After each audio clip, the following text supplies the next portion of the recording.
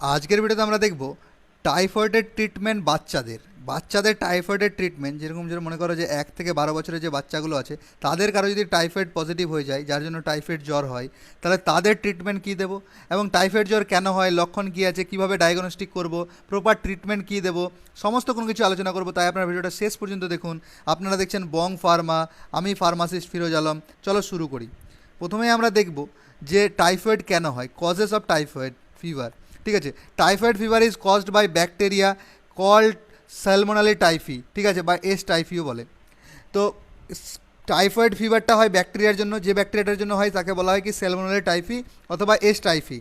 They typically live in human, ঠিক আছে, এগুলো বেঁচে থাকে কি হিউম্যান, অ্যান্ড কি they spread through person faeces means হচ্ছে কি পুপ মানে মল, ঠিক আছে, এবং অথবা কি ইউরিন বা পি, যেটাকে কি আমরা মূত্র বলি, মূত্র এবং কি মলের দ্বারা এটা স্প্রেড হয়।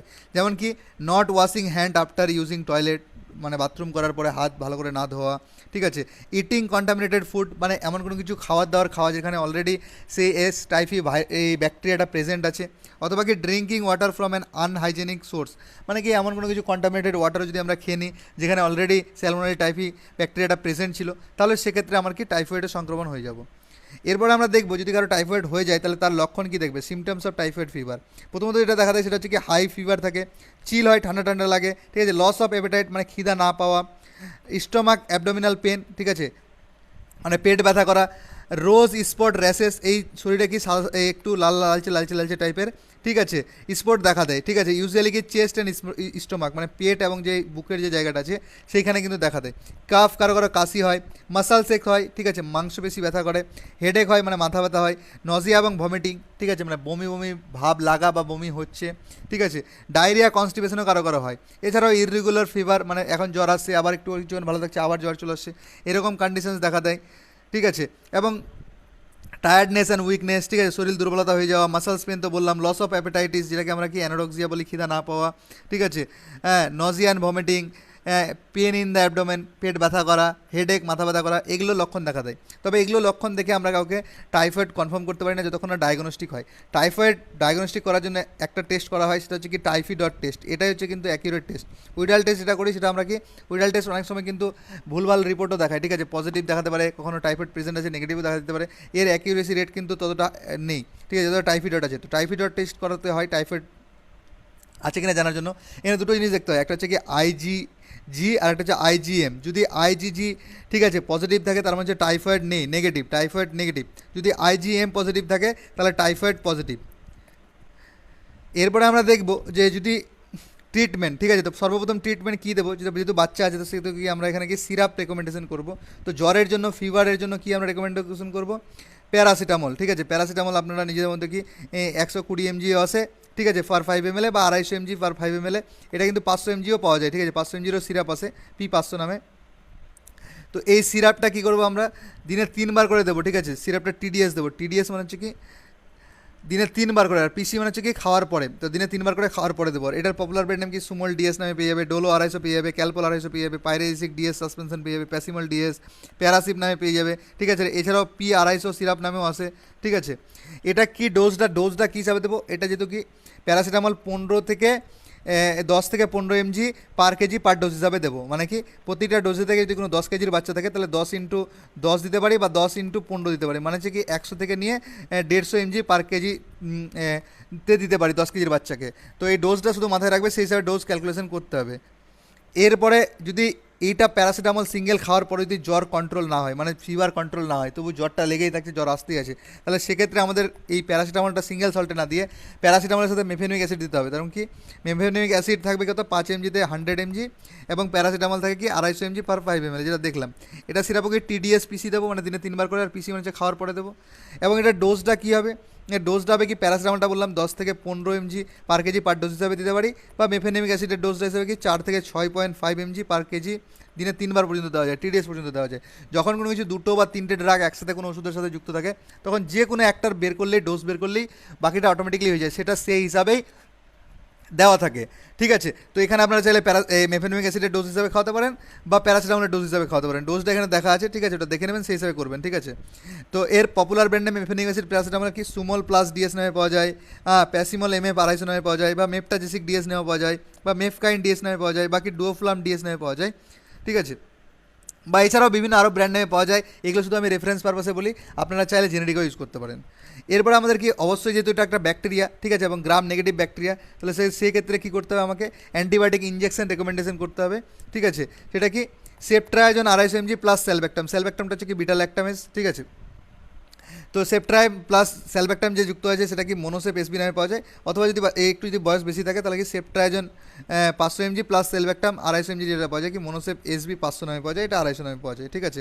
এছাড়াও কি জোন এসবি নামে পাওয়া যায়, ঠিক আছে। এছাড়াও আরও বিভিন্ন নামে ব্র্যান্ড নামে পাওয়া যায়, এগুলো শুধু রেফারেন্স পারপাসে বললাম, চাইলে জেনারিক ইউজ করতে পারেন, ঠিক আছে।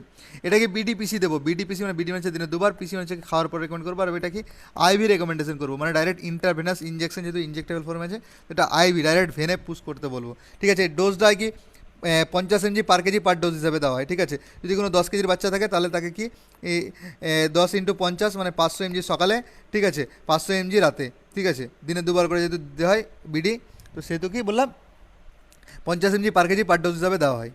এরপরে আমরা দেবো কি ইফ যদি মানে ইঞ্জেকশন ইগনোর করে তাহলে সেক্ষেত্রে আমরা কী করবো, সেই যদি ওই সেপ্ট্রাইজনটাকে থার্ড জেনারেশন সেফালোস্পোরিন গ্রুপের অ্যান্টিবায়োটিক, তাহলে যদি অনেক বাচ্চা থাকে যে ইঞ্জেকশন নিতে চায় না, তখন সেক্ষেত্রে তার অল্টারনেটিভ ইঞ্জেকশনটা বেটার, যদি না নিতে চায় একান্তই তাহলে সেক্ষেত্রে কি সেফেজিমটা আমরা রেকমেন্ড করতে পারি, এটাও কিন্তু থার্ড জেনারেশন সেফালোস্পোরিন গ্রুপের অ্যান্টিবায়োটিক, ঠিক আছে।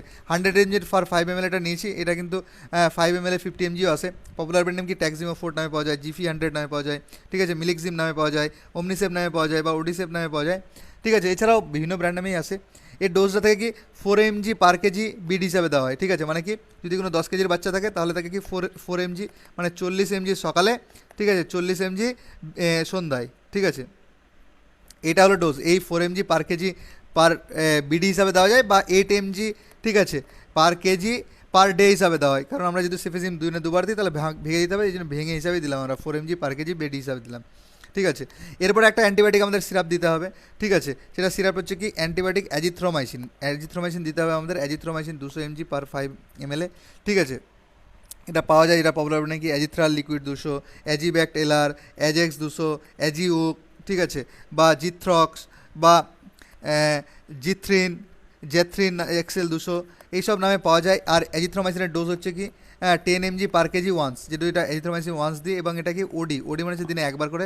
আর নুনে রেকমেন্ড করা হয় দুপুরবেলা, ঠিক আছে, খাওয়ার আধা ঘন্টা আগে বা খাওয়ার আধা ঘন্টা পরে রেকমেন্ড করা হয়। আর কি 10 mg পার কেজি একবারে দিতে হয়, মানে যদি কোনো 10 কেজির বাচ্চা থাকে তাহলে কি 10 × 10 100 mg দিতে পারবো আমরা সারাদিনে।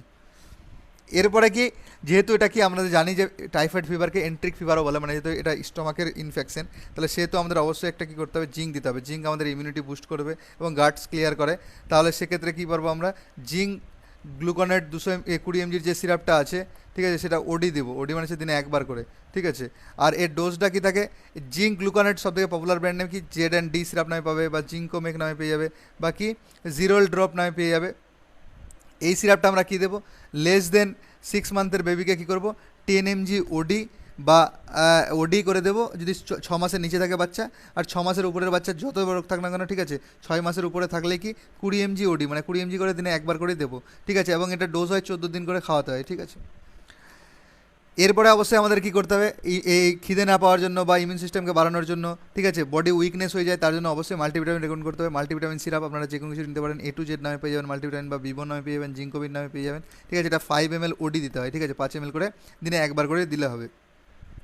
এরপরে যদি ভমিটিং করে, যে পেশেন্ট ভমিটিং করছে বা বাচ্চা ভমিটিং করছে, তাহলে সেক্ষেত্রে যেটা দেওয়া হয় সেটা হচ্ছে অনডেনসেটন 2 mg পার 5 ml যে সিরাপটা পাওয়া যায়, মানে কি অনডেম সিরাপ নামে পাওয়া যায়, বা ভমিকাইড নামে পাওয়া যায়, পেরিসেট নামে পাওয়া যায়, জোফার নামে পাওয়া যায়, ঠিক আছে। আর এর ডোজটা হয় 0.1 mg পার কেজি TDS, ঠিক আছে।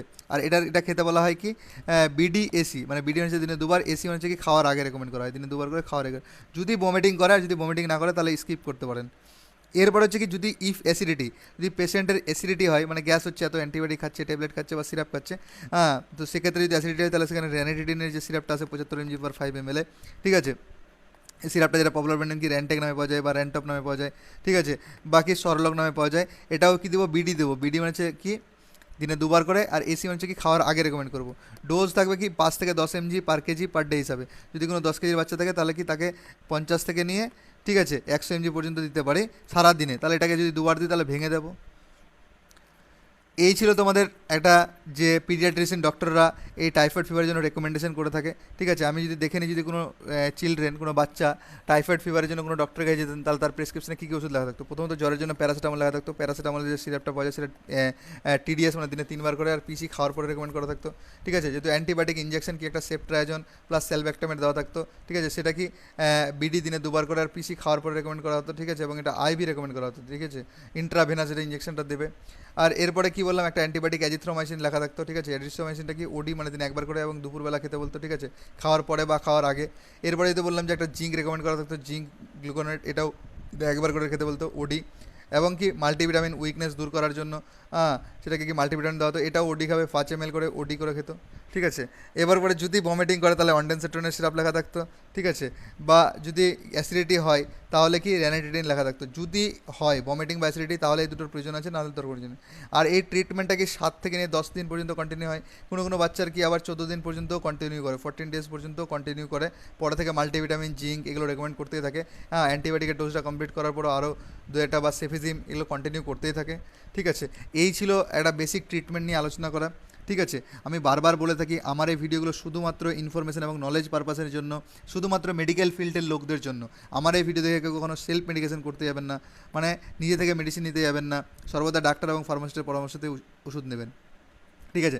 যদি আপনার এই যে পিডিএফগুলো পড়াচ্ছি তাহলে সেই পিডিএফগুলো যদি নেওয়ার ইচ্ছা থাকে, ঠিক আছে, তাহলে এই হোয়াটসঅ্যাপ নাম্বারে আপনি আমাকে টেক্সট করতে পারেন। তাহলে অবশ্যই পেড ভার্সন আমি বিক্রি করে থাকি, ঠিক আছে। মানে আপনাকে এই পিডিএফগুলো নিতে হলে প্রথমে টাকা পে করতে হবে, তারপরে নিতে পারবেন, ঠিক আছে। যদি আমার এই ক্লাসগুলো আবার আমরা ডিপলি আলোচনা করে থাকি অনলাইনের মাধ্যমে, যদি কেউ আমার অনলাইন ক্লাসও নিতে চান তবুও এই হোয়াটসঅ্যাপ নাম্বারে আমাকে মেসেজ করতে পারেন। যদি প্রয়োজন না থাকে তাহলে মেসেজ করুন। এছাড়াও বিভিন্ন ধরনের কোনো মেডিকেল সমস্যার জন্য আপনি এই নাম্বারে হোয়াটসঅ্যাপ নাম্বারে আমাকে টেক্সট করতে পারেন, আমি নিজের সাধ্যমতো অ্যান্সার দিয়ে থাকি। যদি ভিডিওটা আপনার ভালো লেগে থাকে তাহলে অবশ্যই একটা লাইক দিয়ে যাবেন। যদি আমি কিছু ছেড়ে থাকি বা আপনার কিছু জানার ইচ্ছা থাকে তাহলে অবশ্যই কমেন্টের মাধ্যমে আপনার মতামত জানাবেন। যদি এই ভিডিওটা কারো প্রয়োজন মনে হয় তাহলে তার সাথে অবশ্যই শেয়ার করবেন, ঠিক আছে। এবং আপনি আগামী দিনেও এমন মেডিকেল রিলেটেড ভিডিও পেতে চাইলে অবশ্যই চ্যানেলটাকে সাবস্ক্রাইব করে যাবেন। ভিডিওটা শেষ পর্যন্ত দেখার জন্য আপনাকে অসংখ্য ধন্যবাদ। Thank you so much.